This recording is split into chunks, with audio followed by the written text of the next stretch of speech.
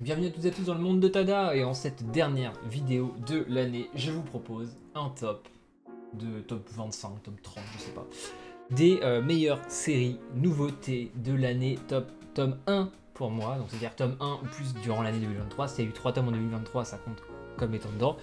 Sans suite et sans réédition, le top des rééditions a été fait, enfin réédition, réimpression, ce que vous voulez, a été fait dans la vidéo précédente générique, et on est parti pour le dernier de ce top. Pour le dernier de ce top, il y en a qui seront peut-être doutés, manga que je trouve peut-être le moins surprenant de la liste cette année, d'un classicisme à en faire pâlir le maître des classiques. Il s'agit de Tsugai Demon of the Shadow Realm de Hiromu Arakawa. Hiromu Arakawa qui jouit d'une certaine popularité critique après son chef-d'œuvre qui est Fullmetal Alchemist, qui a fait d'autres séries qui sont très bien, hein, Silver Spoon, hein, mais enfin, Hero's Tail n'est pas. Des retours que j'ai vus n'a pas l'air non plus extraordinaire. Noble Paysan, ça a vraiment l'air d'être la série pour les fans de l'autrice. Et FMA est vraiment son chef-d'œuvre. Donc beaucoup attendaient cette nouvelle aventure de Tsugai, et dont moi, et beaucoup ont été déçus, dont moi, même après un deuxième tome qui me paraît assez poussif encore, on ne sait pas trop. L'univers se met en place, les blagues sont un peu lourdes sur les ruptures de ton. Il n'y a pas encore de personnages où on se dit ok, ça va être bien. Vous voyez, le début d'FMA, je veux dire, c'est quand même l'arc avec la chapelle, le premier homunculus, le prêtre, les premiers cadavres, les premières dingueries à cause de la pierre philosophale. C'est quelque chose, quoi. L'introduction des homunculus avec Lust et Gluttony en fond, c'est un truc qui se trame. Ici, rien de tout ça, voilà, donc dommage pour lui, retente une prochaine fois. Aïe, alors là je vais me faire des ennemis, deuxième pseudo-déception de l'année. Design, mauvais graphics, alors, un tome 1 qui m'avait fait très plaisir, de Daisuke Igarashi. Je découvrais l'auteur, non je découvrais pas l'auteur, j'avais lu déjà Saru de l'auteur, donc je lisais cette œuvre là, ça me plaira plus que Saru. Un tome 1 vraiment cool, et finalement un tome 2, un tome 3 qui s'enlise dans du contemplatif assez inintéressant, je dois bien l'avouer pour moi. Et malgré un tome 1 avec un propos sur le biopunk que je trouvais absolument phénoménal, et sur la guerre, un tome 2 qui continuait un petit peu ce propos, un tome 3 qui. Donc ça se trouve, le tome 4 et 5 referont monter l'œuvre, mais quand je compare à tous les autres tomes que j'ai lus cette année, bah malheureusement, si je prends les 3 tomes, c'est pas assez haut. Et en plus, c'est 10 balles. C'est 10 balles, voilà, c'est 10 balles. Bref, on parlera pas de la politique tarifaire à certains éditeurs, mais je trouve que le côté c'est homemade fait quand même des miracles quand il s'agit de gonfler la note de certains mangas. Petite déception pour un auteur que j'apprécie énormément, il s'agit de Paraiso de Suehiro Maruo, un recueil d'histoires courtes, Suehiro Maruo, 5 histoires je crois, qui parle d'enfance post-seconde guerre mondiale, mais d'un côté assez évangéliste, et trop tourné vers la religion. Et franchement, voilà, histoire de religion, hein, je suis pas fan, hein, vous le savez, hein, je suis pas fan. Donc Paraiso m'a laissé sur le côté, malgré la qualité du dessin de Maruo. Bah voilà, ça prend pas. La religion c'est bien, mais ceux qui ont vu la vidéo sur César, vous le savez, petit problème avec la religion. Donc malheureusement, ne sera pas plus. On continue avec une intégrale cette fois en 3 tomes chez Naban Edition. Mazarian, intégrale que je vous recommande de lire, d'ailleurs j'ai eu le petit ex-libris derrière, qui raconte l'histoire d'un jeune homme, un jeune adolescent un petit peu furieux dans l'âme, et d'une jeune fille, celle-là, qui vont se retrouver dans un espèce de tourbillon qui vont les faire fusionner avec quelque chose. Donc le jeune homme avec son chat, la jeune fille je vous le dis pas parce que ça fait partie de l'intérêt du scénario. Manga assez drôle, assez sympa, qui traite de pas mal de choses différentes, le harcèlement, l'acceptation des autres, l'école au Japon, plein d'autres choses comme ça. Le handicap aussi, très important le handicap. Malgré tout, 3 tomes trop courts pour moi, ça aurait mérité plus, on aurait aimé plus. Le dessin est très bien, donc à surveiller Sakumo Okada en France, à surveiller. C'est chez Naban, donc faut soutenir, vous pouvez acheter l'intégrale pour 3 x 8, 24. vous pouvez peut-être trouver d'occasion. Mais c'est un truc, je pense, à lire au moins une fois parce que c'est un ovni en fait, un peu dans le manga en termes du scénario et de ce que ça propose. Donc n'hésitez pas à aller voir, et le dessin est très très qualitatif, voilà. Et il y a quelques moments assez marrants avec des jeux de mots sur les chats notamment, moi ça me fait assez. On continue, alors ça c'est pas une déception, c'est juste que bah en fait j'ai vu l'anime, je suis complètement fan de l'anime, donc le manga bah, je connaissais déjà et puis je trouve qu'il apporte pas forcément grand chose à l'anime, mais je le fais parce que j'ai tellement aimé l'anime et j'aime bien le manga que je voulais l'obtenir. Il s'agit de Party Boy Kongmin, voilà, hop. Quand un grand général de guerre chinois des trois royaumes se réincarne dans notre monde pour devenir le manager d'une chanteuse. Voilà, le pitch est ce qu'il est. C'est super drôle et puis qu'est-ce que c'est positif comme manga. La vibe de ce manga, c'est incroyable. Si j'avais acheté Nishiju, il serait dans ce top parce qu'il est sorti au même moment, je crois. Mais Nishiju serait bien au-dessus. Je vous conseille d'ailleurs Nishiju. Pourquoi je l'ai pas acheté Nishiju et j'ai pris Party Boy? Parce que Nishiju était un peu en mauvais état dans ma librairie, donc je voulais pas l'acheter. Et puis je voulais en prendre qu'un des deux sur les deux, parce que Noévé, je suis un peu en mode rupture d'anévrisme quand je vois ce qu'ils font. Donc je me suis dit, j'achète pas trop de Noévé cette année. J'en ai acheté d'autres, mais on se calme un peu sur Noévé tant qu'ils sortent pas la suite des séries. On fera gaffe. Voilà. Pas top. Par contre, ça, on achète dès que ça sort. Voilà, il s'agit de l'abomination de Dunwich, tome 1 de HP Lovecraft, de Gutanabe, tome 1 sur 3 sur le bouquin de l'abomination de Dunwich par Lovecraft. Manga que j'ai moins aimé par rapport aux autres Lovecraft, parce que trop introductif, la tête un petit peu des monstres m'a moins marqué dans ce tome-là. J'ai quand même très hâte de lire la suite parce que j'adore, franchement, Gutanabe et Lovecraft en termes d'édition, je me répète, c'est la meilleure édition qualitativement parlant en France. C'est génialissime, mais celui-là m'a laissé un peu sur la touche comparé aux autres. C'est pour ça qu'il n'est pas plus haut dans le top cette année. On continue avec un tome 1 d'un manga français. Il s'agit de Red Flowers de Louis. Alors c'est une pseudo-réédition, mais je l'ai mis dans nouveauté parce qu'il avait fait un one-shot, je crois qu'il est à peu près la même chose, sauf que c'est devenu une série par la suite, si je dis pas de conneries. Allez écouter l'excellent podcast de PLSP, Pinceur de la Planche Podcast, qui interviewe Louis de manière magnifique sur son travail. Manga vraiment très bien dessiné, ultra qualitatif. En termes de dessin, d'ambiance, de trame, de tout ce que vous voulez, vraiment c'est un super manga avec un cliffhanger excusez-moi du terme, mais un cliffhanger de baiser à la fin du tome 1. Peut-être le souci, c'est que ce tome 1 reste assez classique dans sa construction. J'aime bien les mangas français, mais j'aime bien les mangas français qui prennent du risque, vous allez le comprendre après. Donc pour moi, pas assez de prise de risque prise à part sur ce cliffhanger, mais un cliffhanger de 2 pages ne permet pas, voilà, dans cette vidéo, de monter plus haut malheureusement.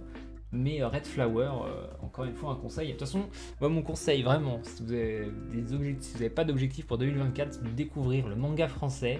On est en train d'avoir une vague de sorties de mangas français, tous plus géniaux les uns que les autres. C'est une chance. Voilà. Donc on continue avec les mangas français. Cette fois-ci avec quelqu'un qui prend des risques, justement, un manga d'outre-mer. Il s'agit de Zaofan, de Benoît Bourget et Issa Boone, manga réunionnais édité à La Réunion par Des Bulles dans l'Océan, qui ont sorti un autre manga français avec un espèce de crapaud, je crois, que j'ai pas encore lu, qu'il faudrait que je me procure d'ailleurs, qui vient de La Réunion aussi, et qui ont sorti un manga de l'auteur, je suis sur Twitter, c'est Joe ETH, qui s'appelle Sardine, Fricadelle et Moule, un truc comme ça. Enfin, ça a l'air complètement délirant, c'est sur le naturisme. Ça a l'air trop drôle. Bref, un manga de science-fiction qui prend des risques parce qu'en s'inspirant d'un univers à la Akira avec un dessin un petit peu à la Otomo, va aller tenter de créer 3 histoires qui vont interagir les unes avec les autres, qui peuvent un peu nous perdre. Mais malgré tout, j'attends, je crois que c'est en 3 tomes, j'attends la suite. Ça a été déjà écrit, c'est en train d'être dessiné. Parce que je pense que les 3 histoires, une fois regroupées, feront un triptyque qui sera très intéressant. C'est pour ça que je l'ai mis plus haut que d'autres. Je pense que la suite va être bien comme je les aime. On continue, je crois que c'est presque top 10, je crois que c'est top 13. On est sur Le Roi des Limbes, tome 1 de Aitanaka. Josei d'enquête, s'inspirant très fortement de Inception. Une maladie qui plonge les gens dans un sommeil. En fait, des gens vont rentrer dans ce sommeil pour essayer de trouver la cause et les réveiller. On va suivre La maladie du sommeil, je crois qu'elle s'appelle. On va suivre donc ce personnage-là, ex-marine, blessé au combat, qui va faire connaissance de ce personnage, qui est un petit peu une personne qui va pouvoir aller dans le sommeil des gens et qui revient à chaque fois. C'est assez rare parce que souvent les gens meurent en essayant d'aller sauver d'autres personnes. Et on va avoir une relation un petit peu entre ces deux persos, relation de collègue pour le moment, même si les couvertures laissent suggérer une relation plus intime. En même temps, les deux vont dans l'esprit l'un de l'autre. Il y aura peut-être cette relation-là, mais en tout cas en 2 tomes, pour le moment, c'est pas le cas. Donc c'est un super thriller. J'attends la suite avec grande impatience. Ce sera une série terminée, je crois, en 6 tomes. Le tome 3 sort début d'année prochaine. Et pour le moment, beaucoup de mystères, peu de résolution. Donc hâte d'avoir la suite. On reste sur de la production française. J'en ai parlé beaucoup cette année. Je continue à vous rabâcher avec, parce que c'est vraiment cool. Il s'agit de Corvax Stigmata de Paula Andrade, édité chez Nine Editions, manga chilien, argentin, c'est chilien, qui parle d'une malédiction, dans un monde de sorciers où un sorcier va être frappé par une malédiction, va devoir Argentine, pardon, retrouver 3 personnages pour se lever cette malédiction. Pourquoi est-il maudit? Quelle est cette malédiction? Quel est son but? Le dessin est absolument phénoménal.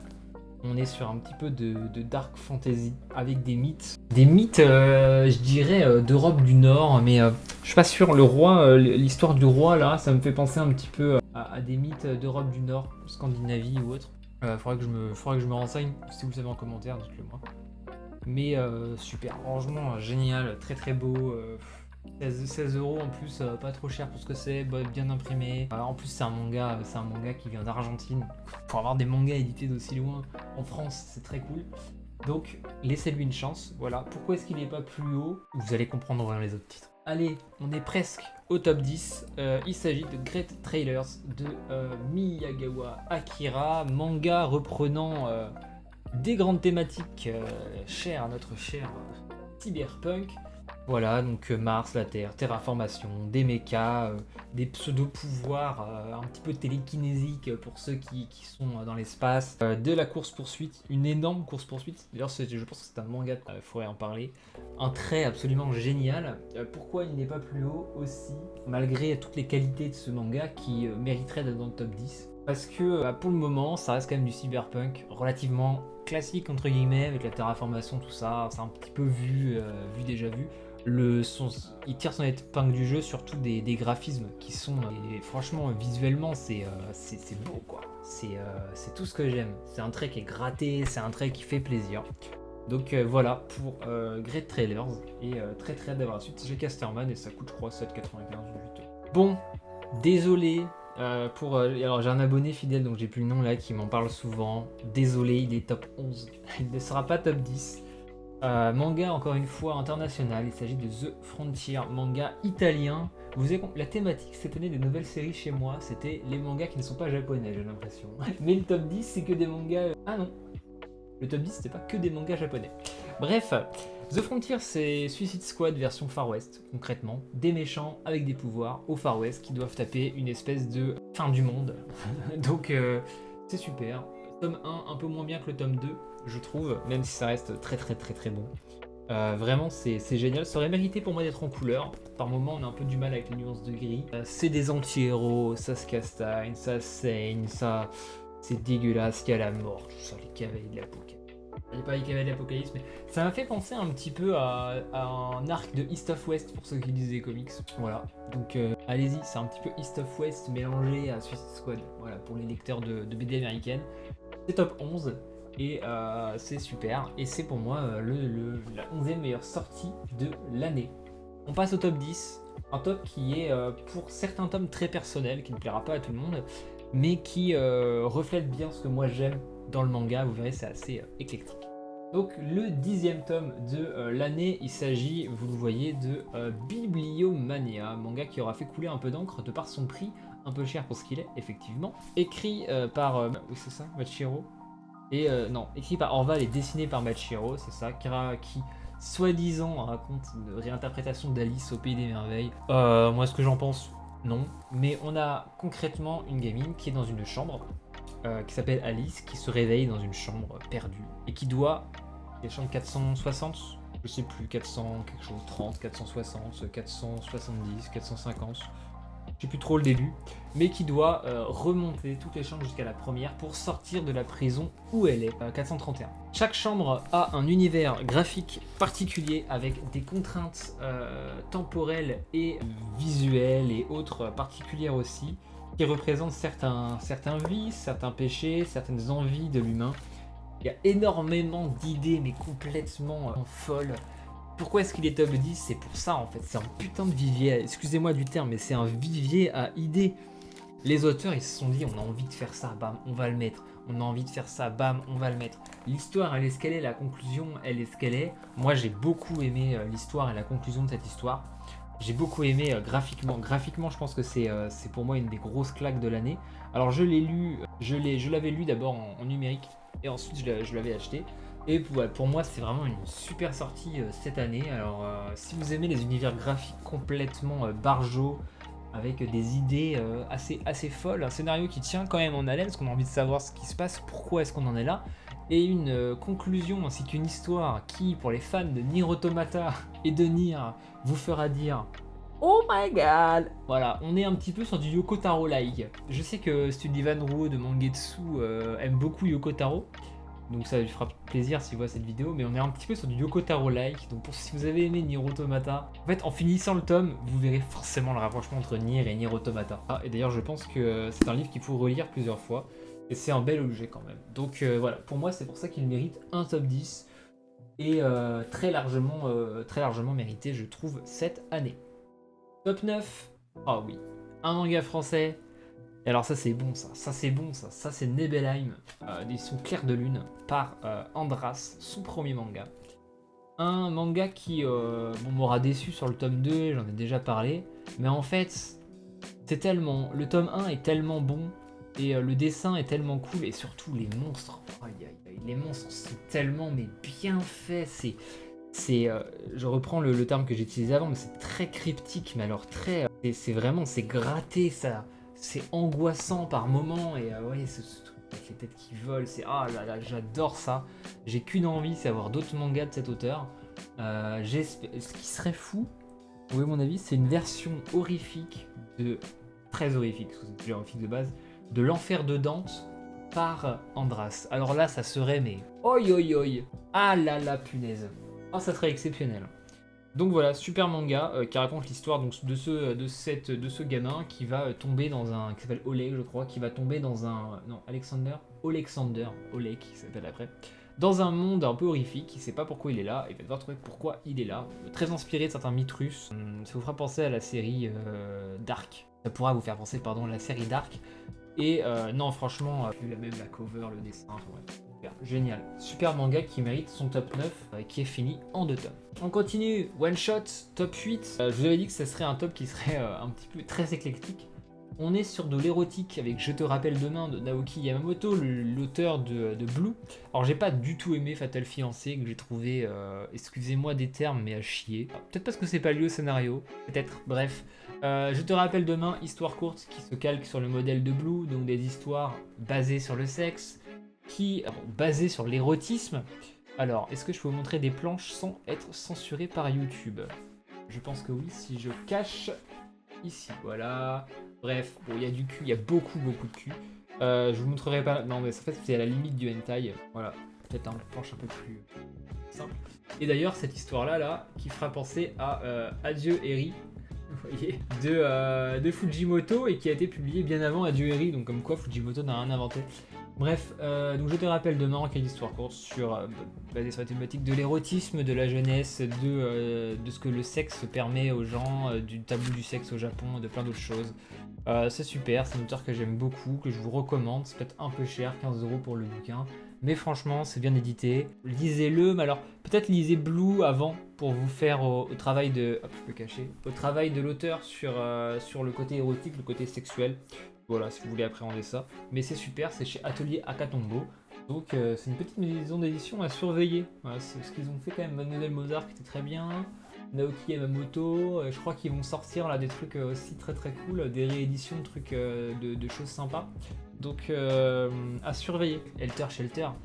super, que dont j'ai pas parlé là, parce que j'ai pas encore acheté, mais il serait dans le top, je pense, de Mario Kakizaki.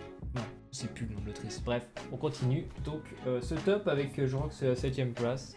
Blank Space de Kon Kumakura. Casterman, série en 3 tomes, il n'y a que le premier tome sorti pour le moment, ça aurait mérité un deuxième tome. Un très Keigo Shingo-like. Une histoire très Keigo Shinzo aussi.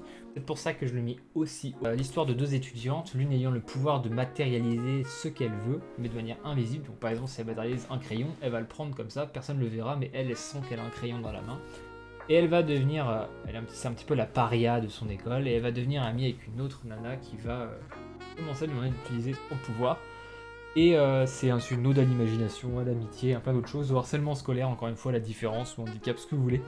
Mais j'aime beaucoup, et en fait, c'est le trait plus l'histoire m'a fait kiffer. Très bon tome 1. Très bon tome 1. J'ai hâte d'avoir le tome 2 et 3 entre les mains. Mais en tout cas, si c'est aussi bon que le tome 1, nul doute que ça aurait pu être plus haut dans le top. Malheureusement, ça ne l'est pas. À l'entrée du top 5, presque, il s'agit de Léviathan Deep Water. Un webtoon par Lee Gung-tak et No Mi-young qui parle.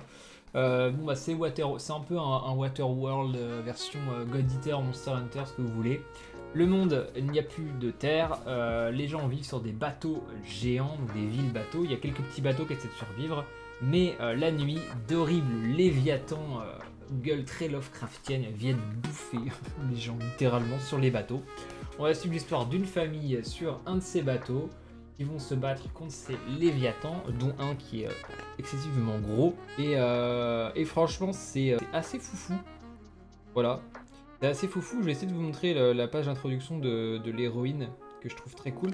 Parce que l'héroïne est là. Alors pour ceux qui ont joué à God Eater, le jeu, vous allez dire, oh putain, c'est God Eater. Voilà, l'héroïne est là. Il y a un petit peu de fanservice avec l'héroïne, c'est la seule meuf du récit. Bizarrement, elle a des formes et bizarrement, elle a souvent des plans sur son cul. Mais c'est un manga qui est très qualitatif. Un manhwa qui est très qualitatif. Ça se bouffe à une vitesse. Franchement, c'est assez haletant pour nous tenir en haleine, nous faire enchaîner les tomes. Il n'y a que 3 tomes pour le moment. Et Dieu merci, le tome 4 et 5 sortent en février-mars. Parce que là, franchement, c'est trop cool. C'est vraiment trop bien, ça se lit super facilement. Et comparé à d'autres webtoons, je trouve que l'agencement des cases et des pages est pas gênant. On sent pas que c'est un webtoon à la base. Coucou sur le leveling, on a vraiment l'impression de... Oh non, c'était quoi?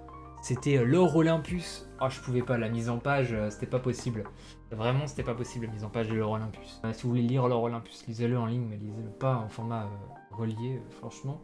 Bref, Deep Water, super boulot pour un premier webtoon. Et moi, je vous le conseille à tous, c'est sanglant, c'est cool, l'histoire est super sympa. Et il y a des monstres, il y a des draps, des grosses épées et des boobs.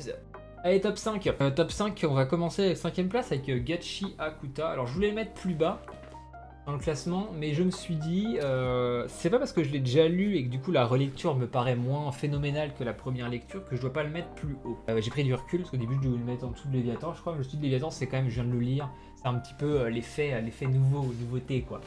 Mais Gachi Akuta, très bonne nouveauté, très bon shonen cette année. Qui vient avec Kaiju et Dandadan, formé pour moi la sainte trinité des shonen récents en cours qui cassent tout et qui sont trop bien. Super, vous en avez forcément entendu parler, je ne vais pas trop en parler plus que ça ici. On est sur un shonen un peu, on va dire classique, mais vu qu'il y a un graffeur qui aide l'autrice, il y a vraiment des designs très particuliers, donc je trouve ça cool. Et l'histoire est aussi super sympa. Allez, top 4, Ileshura, juste devant le podium des meilleures nouveautés de l'année. Malgré ce que j'en dis, c'est un OVV Graphics. Et j'espère avoir la suite très vite. Voilà, je remercie Manga Badass que j'ai croisé à la Fnac de ma ville, qui m'a dit achète. On s'est croisé par hasard, il me dit oh mais ce serait pas le monde de Tada. Non bref, il savait que j'habitais dans cette ville-là et du coup on s'est vu. Il m'a dit Lee Capeta c'est trop bien, il a pris le tome 3, j'ai pris le tome 1, je l'ai explosé le tome 1, je vais prendre le tome 2 et 3, c'est super, c'est génial, j'adore. C'est trop bien, c'est trop bien, mais le seul défaut et pourquoi il est pas plus haut, c'est juste là, pas en dire plus. Non, il est pas plus haut parce que vous allez voir le top 3 est quand même attendu de ma part. On suit l'histoire d'un petit garçon qui va vouloir se mettre à la course automobile, il commencera par le karting, il va se faire un karting à la main, il a une volonté ce gamin, une volonté de Maboule. vraiment le héros de shonen par excellence, mais encore mieux que les autres shonen. Donc shonen sportif, voilà, j'adore les shonen sportifs, maintenant vous le savez. D'ailleurs, quand j'aurai fini Hippo, qu'est-ce que je vais bien pouvoir lire? J'hésite. Après Hippo, est-ce que je m'achète les Dreamland que j'ai déjà lu en grande partie, Dream Team, pardon, ou est-ce que je m'achète Aishil 21 que j'ai déjà lu totalement? Je ne sais pas. Dites-moi en commentaire, Aishil ou Dream Team, basket ou football américain. Ah, mon cœur balance. Bon, allez, top 3, on ne fait pas durer le suspense. Blue Giant Explorer, je vais pas en parler plus que ça. Vous connaissez mon heure pour le Blue Giant Explorer, était obligé d'être dans le top 3 des meilleures sorties de l'année. Parce que c'est Blue Giant, parce que c'est vraiment trop bien. C'est un des meilleurs mangas ever, un des mangas les plus touchants, des mangas les mieux écrits, mieux dessinés, mais tout ce que vous voulez. Un super manga très très cool, avec beaucoup d'émotions, qui parle de musique et qui parle surtout d'humain avant tout. Bon, alors, les 2 premières places sont attendues et je pense seront le top 2 de tous les youtubeurs manga de l'année, que j'ai du mal à voir qui ne les auraient pas en top 2. On va commencer par le top 2 pour moi. Alors ça, je pense que le top 2, top 1, ça dépendra des youtubeurs. Mais pour moi, le top 2 sera Hirayasumi et le top 1 sera Evol. Voilà, je vous spoil tout de suite. Donc Hirayasumi, Keigo Shinzo, on est probablement sur sa meilleure œuvre. Maintenant qu'on est à 3 tomes, je pense qu'on peut presque le dire. Encore mieux que Mauvaise Herbe. Il fallait le faire pour être mieux que Mauvaise Herbe. Parce que Mauvaise Herbe, c'était quand même assez haut niveau. Donc l'histoire de Hiroto, jeune intérimaire, friteur au Japon, qui va avec sa cousine Natsumi emménager dans une maison qu'il va hériter. Et c'est un manga sur la vie, tout simplement. Voilà, pas de scénario, des petites histoires, un manga sur la vie. C'est magnifique, c'est beau, c'est touchant, c'est bien écrit, c'est cute, c'est tout ce que vous voulez. C'est Keigo Shinzo, de toute façon, on ne pouvait pas en attendre autrement de lui, mais alors de là à se surpasser à ce point-là. Et Hirayasumi, je pense que tout le monde vous le dira, c'est une pépite. Et Evol. Scénario, message, propos, fond, dessin, tout ce que vous voulez. Il est là le manga de l'année en fait. Il est là le manga de l'année. Un manga qui brise les codes, déjà par son prix et son édition. Et par son scénario, par son dessin, par tout ce que vous voulez. Et voilà, l'époque où Atsushi Kaneko était boudé en France est révolue. Messieurs, dames, le retour du roi est là. Et en plus le roi m'a dédicacé mon tome. C'est pour ça qu'il est évidemment tome 1, top 1. Ça pouvait pas en être autrement. Chronicle en manga, Chronicle Cross X The Boys. Vous prenez l'histoire de The Boys, donc des personnes qui ont des pouvoirs, qui sont censés être des héros, mais qui vont pas forcément être des héros. Voilà, vous allez comprendre pourquoi, c'est gore. Chronicle, des gens lambda qui vont avoir des pouvoirs et qui vont s'en servir comme des gens lambda, c'est-à-dire faire les cons avec et créer des drames. Et voilà, vous mixez les deux et vous avez Evol, le meilleur manga de l'année selon moi. Vraiment super, génialissime, que vous aimez les comics ou pas, la BD c'est absolument à lire. Espérons que la série se finisse bientôt, qu'elle soit lâchée par Delcourt puis rachetée par une maison d'édition qui la ressortira à un prix abordable. C'est tout ce que je lui souhaite. Voilà, dans une meilleure qualité de papier, évidemment. Et encore, je trouve que le manga est quand même relativement qualitatif, même si beaucoup trop cher pour ce qu'il est. Mais ça, on en a déjà assez parlé. Génialissime, trop bien, trop bien. Allez, vidéo terminée. Ouh, quelle année 2023, on aura passé les 2000 abonnés, la chaîne aura eu 1 an, mon code Rakuten aura été utilisé 2 fois. Quelle année de fou, je me serais rasé ma barbe pour me faire une moustache dégueulasse, j'aurais une caméra qui pue la merde, mais franchement, quelle année de malade. Donc merci à tous d'avoir été aussi nombreux. On se retrouve en 2024, sûrement mi ou fin janvier, vous attendez pas des vidéos rapidement. Merci à tous, voilà. N'hésitez pas, c'est la dernière vidéo pour le concours en description. Pour gagner des petits mangas gratuits de ma part. Et je vous dis à la prochaine, passez de bonnes fêtes. Merci à tous ceux qui conversent avec moi sur Instagram ou autre. Vous êtes une super communauté très curieuse et j'ai de la chance de vous avoir. Comparé à d'autres youtubeurs, plus connus je pense, dont je ne citerai pas de nom, alors c'est des gros youtubeurs, hein. Vous êtes quand même assez intelligents et assez cultivés et assez intéressés et intéressants. Donc c'est très agréable, voilà, d'avoir ce genre de communauté et surtout vous supportez mes pétages de câbles et mes doigts d'honneur à plein de mangas, y compris ceux que vous aimez.